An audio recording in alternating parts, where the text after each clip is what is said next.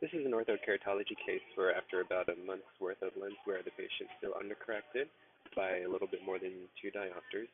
And if we look at the pre and post-wear topographies, we can see that after lens wear, the lens looks like it's moving around quite a bit. We don't have a very well-formed treatment zone.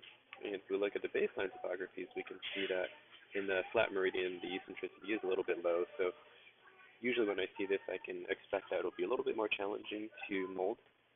And we kind of see that in the horizontal meridian, that we're not molding as readily as we are in the vertical. So this is just the right eye. The left eye looks fairly similar, and so I'm just going to use the right eye's demonstration. We can duplicate these changes for the left eye. So if we go ahead and measure up this cornea, I'm measuring at about 11.8. So I agree with your assessment. We can go a little bit bigger on the lens, maybe even all the way up to an 11.5, and bring up the right lens. Right now our power is at 126, so I would probably increase that a little bit, especially for someone with an EDS of around -4.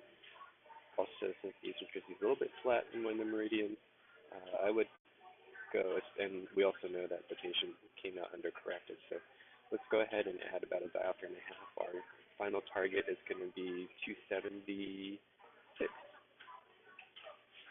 with an 11.5. Overall diameter. I believe this patient is a little bit younger, around 9 years old, and so it sounds like we might be using this lens for some myopia control. And for that purpose, I'd recommend bringing the OZ and IC down as well. Originally it was at 6.268, increasing the OAD increased our zone here. So I like to go all the way down to about a 5.6 for younger patients. Try to keep the horizontal at 0.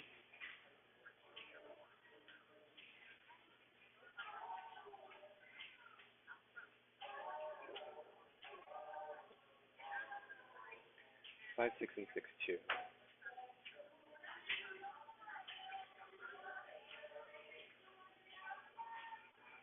This will give us a smaller optic zone. So this for an adult, maybe not recommended because we'll introduce some nighttime flare or halos. But for younger kids, for myopia control, I do like to use a smaller treatment zone. We need to reset our center and edge thicknesses. So since this lens looks like it is moving around a fair amount, I'm going to go a little bit thinner, maybe a 16 and an 18 for lens thicknesses. And that'll just help the lens bind a little bit more. We obviously don't want excessive binding, but this lens is just moving around too much. We're not getting a very good stable seal, and this should help the lens stabilize a little bit.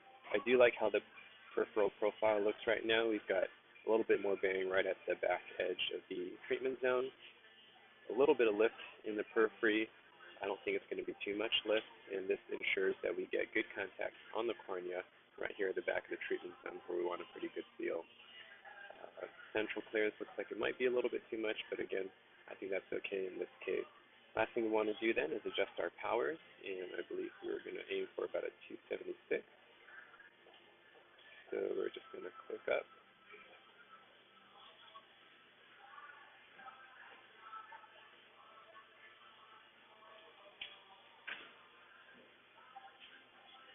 And that looks pretty close. I'm going to go around and check our meridians. We're a little bit off here.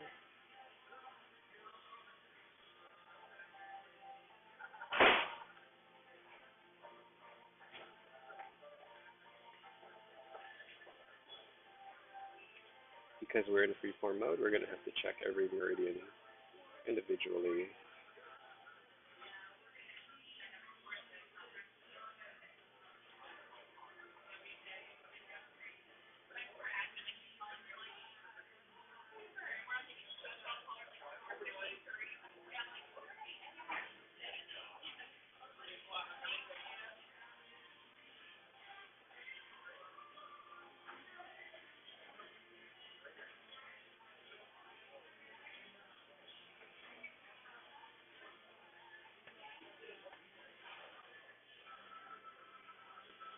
Alright, so now we're pretty close to centering around 275 or so. We'll one's is a little bit flatter, and hopefully this will feed on the cornea a little bit better and get us some better moving, get your patient seeing a little bit clearer. So you can duplicate these changes for the left eye, pretty similar, and hopefully helps out with your patient. Thanks for watching.